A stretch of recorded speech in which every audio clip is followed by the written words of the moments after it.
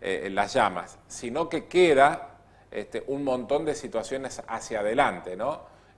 Puntualmente. Y estas imágenes son las que nos permiten ver la gravedad de lo que ha ocurrido y de lo que pasa en la provincia de Córdoba habitualmente en esta época del año.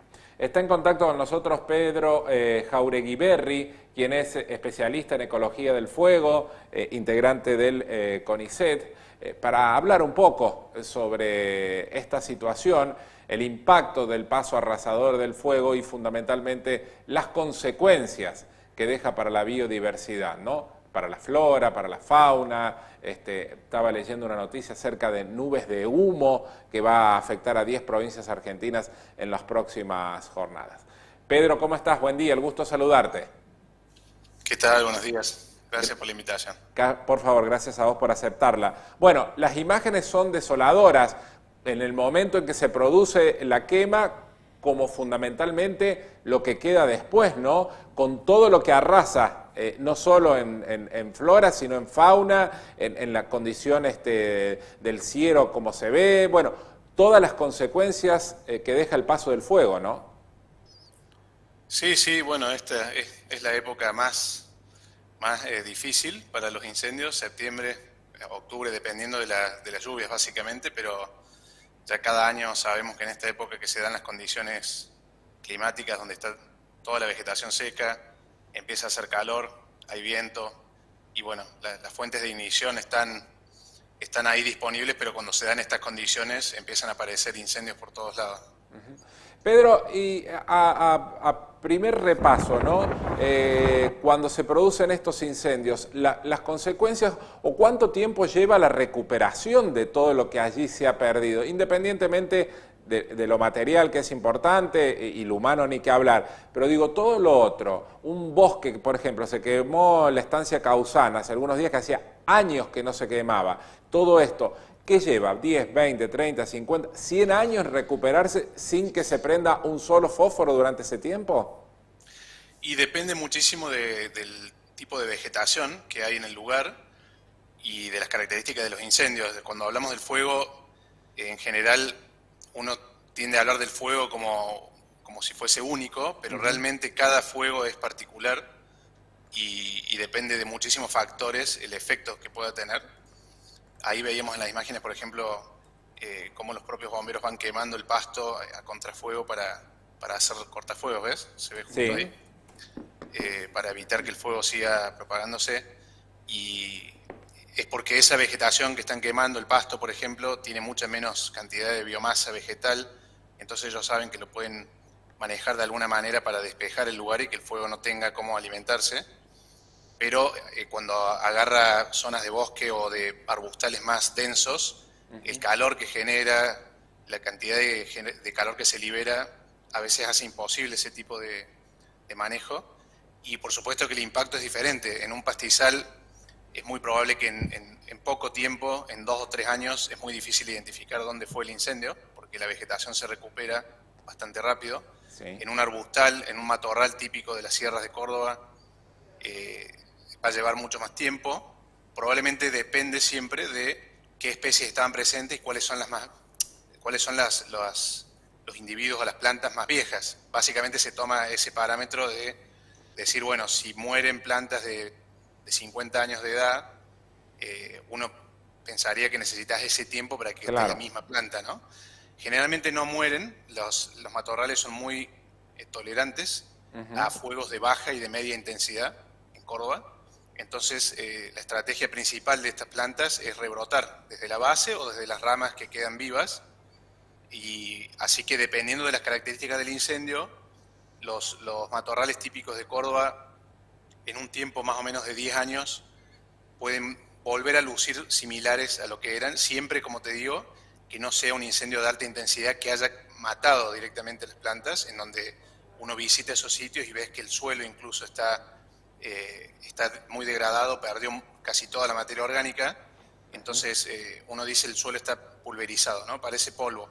Claro. Porque perdió toda la materia orgánica. Entonces, cada incendio es particular y ya yendo a las formaciones de bosques, es bastante raro que se quemen en los incendios, los bosques maduros, porque son menos inflamables en conjunto, porque tienen más sombra, tienen más contenido de agua.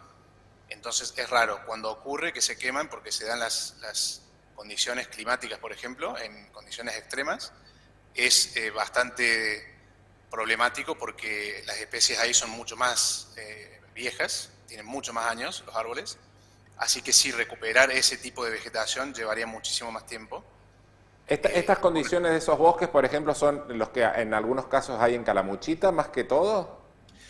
En Córdoba, cuando hay incendios en las zonas serranas de vegetación nativa, es muy raro que se quemen bosques maduros. Bien.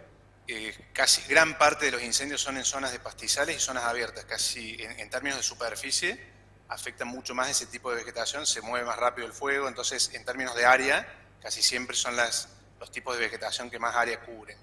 Los bosques de Calamuchita que se quemaron y que son los más problemáticos desde el punto de vista humano son los bosques de coníferas, Sí. que tienen una cantidad de biomasa enorme y son mucho más inflamables las propias plantas, cada una individualmente. Tienen resina, tienen compuestos químicos que las hacen muy inflamables. Y entonces, fíjate que los más catastróficos en términos de pérdidas de infraestructura, de viviendas, de bienes, han sido los que han ocurrido en Calamuchita ahora, en el 2020, en 2013, y si uno va para atrás, han sido los más problemáticos por eso, porque cuando prenden fuego, son columnas de fuego de 40 metros de altura, imposibles de apagar, cosa que no ocurre en los incendios en las sierras, a pesar de que pueden llegar a tener una intensidad altísima también, ¿no? Claro. Y lo otro que uno siempre se pregunta, ¿no? Y aquí estamos rodeados, y yo siempre lo digo, ¿no? Año tras año, hace 25 años que venimos cronicando el tema de los incendios, ¿no? Digo, nos faltará mucho en campañas, nos faltará mucho en acción, nos faltará mucho en capacitación, en llegar con un mensaje mucho más concreto a la gente, porque, digo, desgraciadamente, los bomberos te lo dicen, el 99% de los casos de estos incendios son provocados o tiene la participación de la mano del hombre como punto de inicio. Digo, desde tu conocimiento, desde tu capacidad, desde lo que crees que pasa, ¿se puede hacer algo más de lo que se hace respecto a prevención para que esto no ocurra? Yo creo que se hace un trabajo muy grande, sobre todo desde el control del incendio. En cada año vemos el accionar de los equipos de bomberos coordinando de distintos sectores. Hay un trabajo enorme en ese sentido, de control de los incendios. Probablemente desde el punto de vista de la prevención se podría hacer más todavía. Yo estoy seguro que se hacen cosas, pero el problema es que en los últimos 30 años también ha crecido muchísimo la población en las zonas suburbanas de Córdoba, sobre todo en el cordón de las Sierras Chicas, que es donde por lejos ocurre la mayor cantidad de incendios. Y es por el contacto del ser humano con las zonas silvestres. Los puntos de ignición de fuego están en muchísimos más lugares que en otros sectores de la provincia. Y entonces ese crecimiento de población, tal vez sin una planificación tan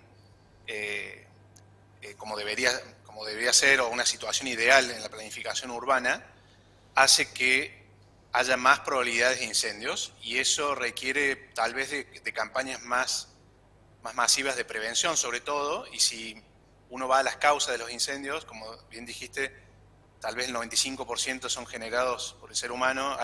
Depende de los sectores. En la zona de Pampa de Achala hay más incendios iniciados por rayos, por ejemplo, en pastizales, pero en la zona de bosque serrano de las sierras de Córdoba, el 95% son iniciados por el ser humano, y las causas pueden ser intencionales o accidentales de todo tipo, o causadas por fallas en los tendidos eléctricos. Hay un montón de causas, hay decenas de causas probables que inician incendios, basurales a cielo abierto, bueno, muchas son las causas. Pero si el tema de los incendios accidentales que ha ocurrido varias veces, ¿no? Que uno hace algo y se sale de control, bueno, ese tipo de cosas son las que se podría ajustar para que las igniciones disminuyan. Los intencionales es muy difícil porque hay una intención por detrás, Claro. y es mucho más difícil lograr que esas personas entren en razón y dejen de hacer eso. Algunos lo hacen para obtener, no sé, por ejemplo, quemar para que rebroten las pasturas, por ejemplo, pero también lo hacen porque sí, hay gente que es pirómana y prende fuego, quiere ver qué pasa. es una cuestión muy difícil de controlar ese tipo de inicios de incendio, ¿no? Los otros sí, se puede a través de campañas de prevención, por ahí de identificar los puntos más problemáticos que siempre están en la interfaz entre zona urbana y zona silvestre, tratar de lograr límites más definidos en esas zonas que son muy problemáticas, proteger las zonas más sensibles desde el punto de vista de infraestructura. Hemos visto en años anteriores problemas en, no sé, en la capilla de Candonga, en el observatorio, en la capilla de Bufo, sectores que son visitados por mucha gente, pero que son muy valiosos desde el punto de vista humano. Entonces, hacer hincapié en los sectores más problemáticos si es que se busca proteger ese tipo de infraestructura, ¿no? Pedro, buen día. Tengo dos consultas para hacerte, breves, y espero una respuesta breve también para poder incorporar. Es una pregunta y una ayuda y una colaboración a explicarle algo que yo sí sé y que la gente por ahí no. La primera es la pregunta. Muchos nos quedamos con lo que se quema, lo que uno ve que se quema, que son los árboles, las malezas, lo que estábamos viendo recién, los pastizales, y lamentablemente por decantación los animales que por allí terminan quemados, como caballos, vacas y demás. La pregunta es, ¿los insectos no vuelven más después? ¿No vuelven por mucho tiempo? No sé, hormigas, langostas, las aves, ¿no vuelven a posar en los lugares quemados por mucho tiempo? ¿O se reinventan y la naturaleza es tan sabia? Bueno, es una excelente pregunta. Es complicado hablar de estos temas de incendio porque realmente producen un impacto muy visible para el ser humano, ¿no? Sobre todo desde el punto de vista humano es muy impactante.